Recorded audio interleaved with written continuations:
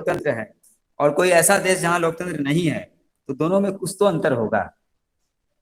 ठीक है। यस। और वही अंतर बताता है कि लोकतंत्र का परिणाम इस तरह का होता है और जो लोकतंत्र नहीं है उनका परिणाम कुछ दूसरा होता है। तो लोकतंत्र का क्या आउटकम होगा, लोकतंत्र का कैसा आउटलुक होगा, उसका क्या रिफ्लेक्शन होगा, है ना, उससे हमें क्या क्या रिजल्ट मिलेंगे लोकतंत्र की व्यवस्था से उस देश में, इन सबको हम परिणाम बोलते हैं। तो किताब में देखिए 5 प्रकार के परिणाम दिए गए।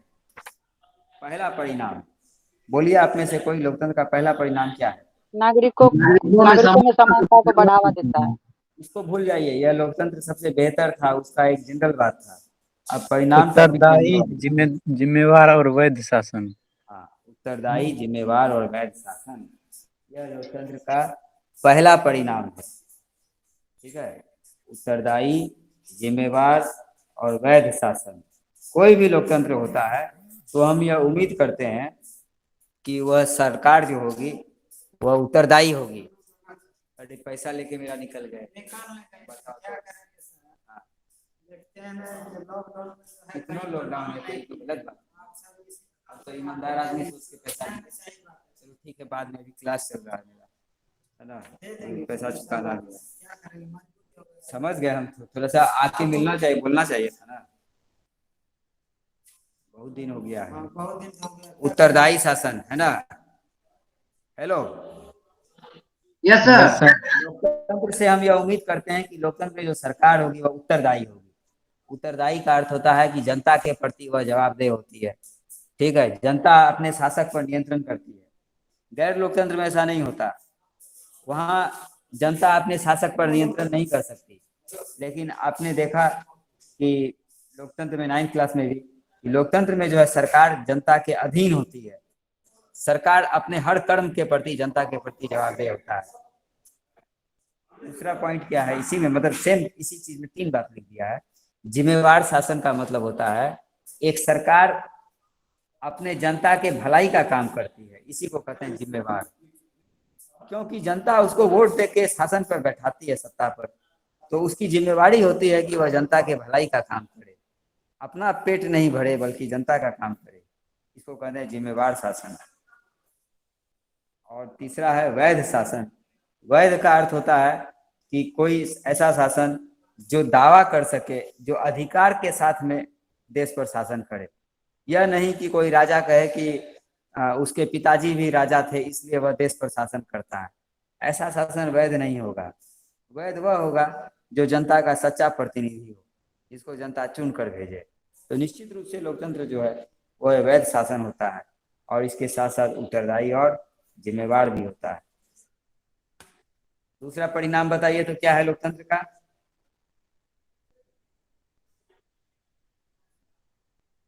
आर्थिक समृद्धि और विकास। हाँ, हम लोकतंत्र में यह उम्मीद करते हैं कि देश दिनों दिन प्रगति करेगा, आर्थिक दृष्टि से बहुत आगे बढ़ेगा। ठीक है, और विकास के पथ पर अग्रसर होगा, देश में लोगों की आर्थिक स्थिति अच्छी होगी। ठीक है, तो यह है आर्थिक समृद्धि और विकास। तो यह लोकतंत्र का एक परिणाम है, या हम उम्मीद करते हैं। वास्तव में कितना सच है यह तो जब हम लोग इसका कसौटी देखेंगे तब पता चलेगा। अभी हम शॉर्टकट में इसका जो है परिणाम बता रहे हैं। क्लियर? आर्थिक समृद्धि क्या हुआ? आर्थिक समृद्धि का मतलब होता है आर्थिक रूप से देश का समृद्ध होना, अमीर हो जाना, ऐसा भी कह सकते हैं। इकोनॉमिक डेवलपमेंट, है ना, आर्थिक समृद्धि। आर्थिक रूप से जो है देश समृद्ध होना चाहिए। ठीक है, तीसरा परिणाम क्या है?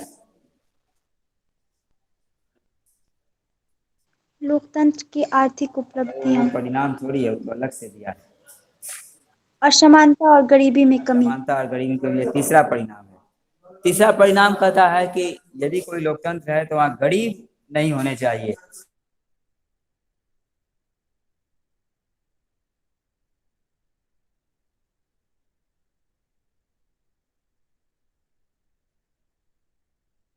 अगर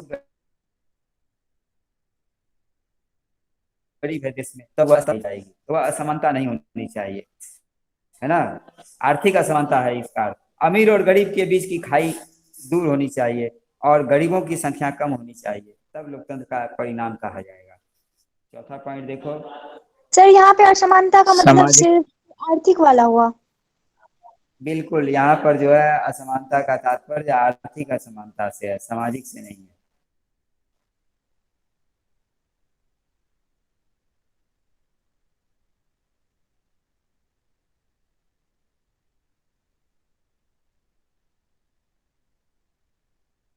ठीक है। हाँ,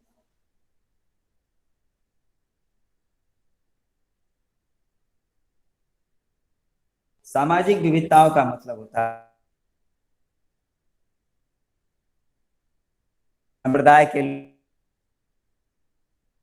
एक, है ना, और देश में अव्यवस्था फैल जाए।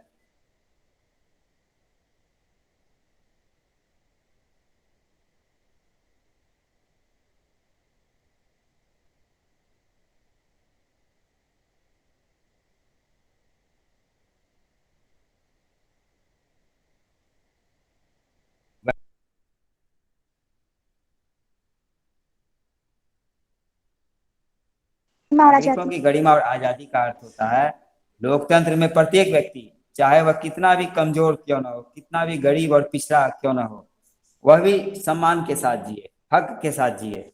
उसे भी लगे कि यह देश उसका है, उसे भी लगे कि वह सम्मान के साथ रहता है। नागरिकों की गरिमा और आजादी, तो यही लोकतंत्र के 5 परिणाम बताए गए हैं इसमें। अब आप लोग कुछ पूछिए।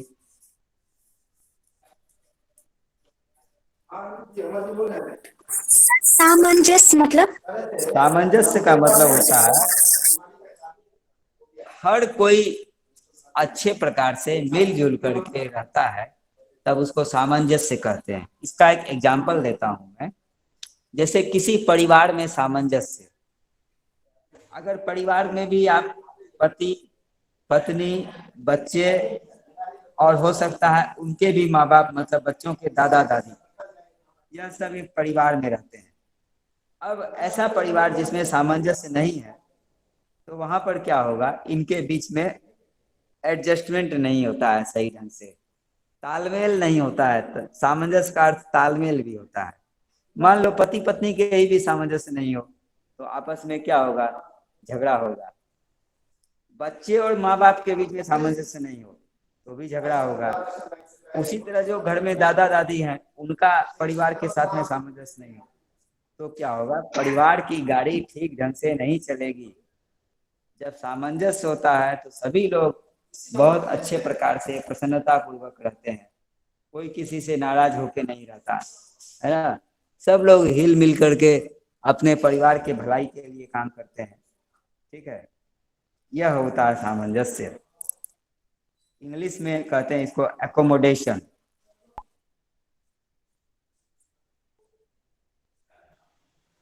सर एक क्वेश्चन है, क्या लोकतंत्र सरकार कार्य कुशल होती है? कार्य कुशल का मतलब होता है इफिशियंट। लोकतंत्र की सरकार कार्य कुशल है या नहीं है, इस पर आप हाँ या ना में पक्का जवाब नहीं दे सकते। क्यों नहीं दे सकते? क्योंकि लोकतंत्र में फैसले लेने में देरी होती है। ठीक है, लोकतंत्र में जो है कई बार बहुत सारे नियम और प्रक्रियाओं से गुजरना पड़ता है, और कई बार लोकतंत्र ऐसे फैसले भी लेती है जो कि लगता है कि देश की उतनी आर्थिक भलाई से काम नहीं हो रहा है। तो कार्य कुशल कहना एक तरह से हाँ और ना दोनों में इसका आंसर हो सकता है। आप 100% नहीं कह सकते कि लोकतंत्र सरकार पूरी तरह से कार्य कुशल है, क्योंकि कई बार देखा गया है कि गैर लोकतंत्र में जो है बहुत अच्छे फैसले लिए जाते हैं। मतलब ऐसे अच्छे तो नहीं, लेकिन ऐसे फैसले लिए जाते हैं जो तेज गति से लिए जाते हैं। और गैर लोकतंत्र में यह भी देखा गया कि वहाँ आर्थिक प्रगति भी ज्यादा हो जाती है कई बार। तो कार्य कुशल कह भी सकते हैं, नहीं भी। दूसरी बात, लोकतंत्र में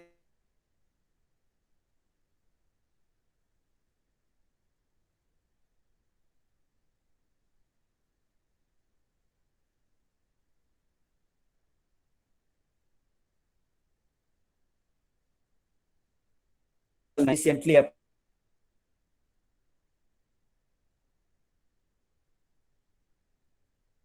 कहा जाएगा। कई बार लोकप्रिय नेता बन जाता है और जनता के वोट से चुना जाता है, लेकिन वह हो सकता है कि उतना कार्यकुशल नहीं हो। ठीक है, तो इसका आप 100% हाँ में उत्तर नहीं दे सकते।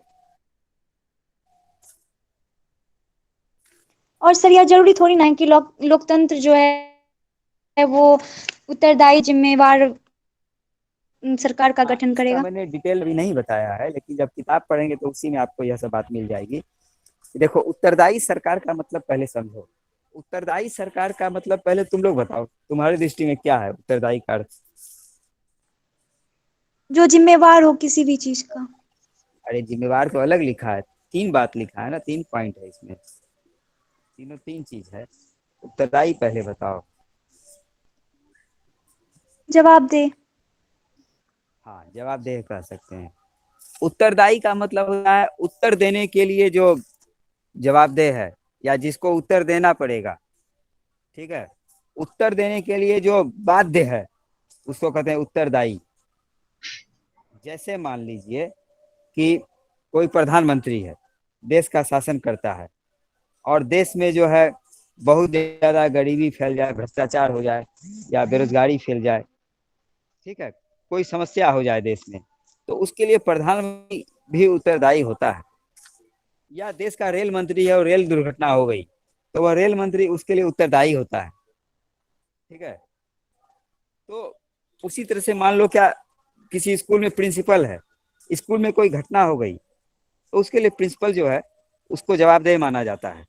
या किसी के हाउस में हाउस मास्टर है, उसके हाउस में कुछ हो गया, तो वह उसके लिए उत्तरदायी होता है। तो एक तरह से तो यह उत्तरदायी का बात हुआ। अब यहाँ पर हम उत्तरदायी को और सिंपल करते हैं, उत्तर देने वाला। तो तुम ऐसा समझो कि जनता ने किसी को वोट देकर नेता बनाया, ठीक है, या किसी का सरकार बना दिया जनता ने। अब वह सरकार जनता के प्रति उत्तरदायी होती है, उसे जनता को सारा हिसाब किताब देना पड़ता है कि मैंने क्या किया, क्या नहीं किया। आपको पता होगा, अगर कोई नेता चुनाव जीत जाए और अपने क्षेत्र में भी नहीं जाए, कोई विकास काम नहीं करे, तो वह कितना बचेगा? कभी न कभी तो जनता उसे घेरे में लेगी, 5 साल के बाद में ही उसे जनता के बीच जाना पड़ेगा। हाँ, हाँ, तो उस समय तो जनता उससे हिसाब किताब मांगेगी कि आपने 5 वर्षों में हमारे क्षेत्र के लिए क्या किया, उसे उत्तर देना पड़ेगा। संसद में भी आपने देखा होगा कि जो सरकार होती है उसे विपक्ष के लोग पूछते हैं, सवाल पूछते हैं, और उसे उत्तर देना पड़ता है, जवाब देना पड़ता है। मंत्रियों को विशेष करके, जिस डिपार्टमेंट का मंत्री होता है, मान लीजिए कोई भी मंत्री है, स्वास्थ्य विभाग का मंत्री है, शिक्षा विभाग का मंत्री है, उसे अपने अपने विभाग के संबंध में उत्तर देना पड़ता है कि नहीं, यहाँ कहाँ गड़बड़ी हुई, क्या नहीं हुई। और ये सारा बात जो है जनता के पास जाता है, एक तरह से जनता के प्रति उत्तरदायी होते हैं। पारदर्शिता एक लोकतंत्र का बहुत बड़ा ये है, आधार है। पारदर्शिता अंग्रेजी में कहते हैं ट्रांसपेरेंसी। बताइए तो ट्रांसपेरेंसी का मतलब क्या होता है? Which allowed to pass light. Which allow to pass light. Okay, तो यहाँ पर क्या है? It allows to pass your eyes to look what is happening inside. You just imagine that all the leaders are sitting in a room which is surrounded by glass. Glass से surrounded room में वो नेता लोग बैठे हुए हैं, और glass के बाहर जनता है। So the people can peep into what is happening inside, that is transparency. जनता देख सकती है बाहर से कि अंदर क्या हो रहा है ना? तो ऐसा कोई संसद भवन नहीं होता है जो ग्लास का बना हो। यहाँ कहने का यही मतलब है, जस्ट इसका मीनिंग समझना है कि कोई भी काम लोकतंत्र में होता है वह रूल रेगुलेशन के हिसाब से होता है, और उसका सारा रिकॉर्ड लिखा जाता है। मीडिया वाले उसको देखते हैं, चलो जनता के बिहाफ में मीडिया तो उसको देखती है। आपको पता होगा लोकसभा राज्यसभा में कोई काम होता है, उसका डायरेक्ट रिले होता है ना? तो यह सब तो ट्रांसपेरेंसी है। फिर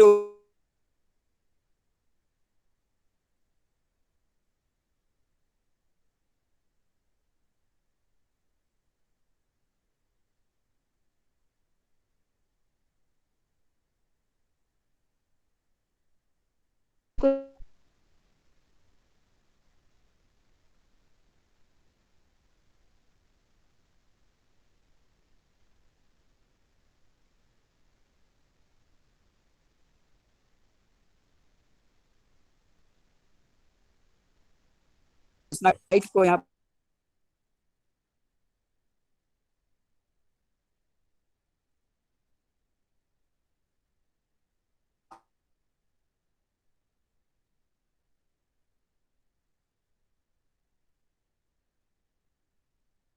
ऐसा हो सकता है कि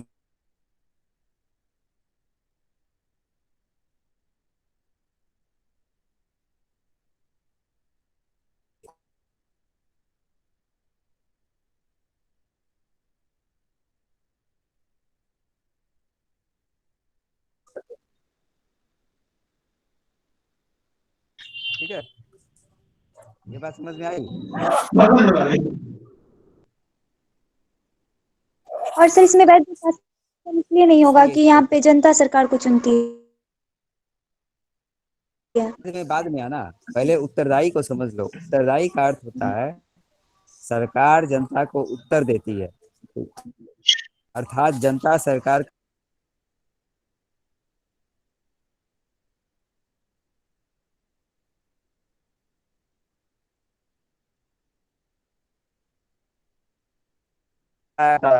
सूचना के अधिकार के द्वारा हम उसे जान सकते हैं। ठीक है,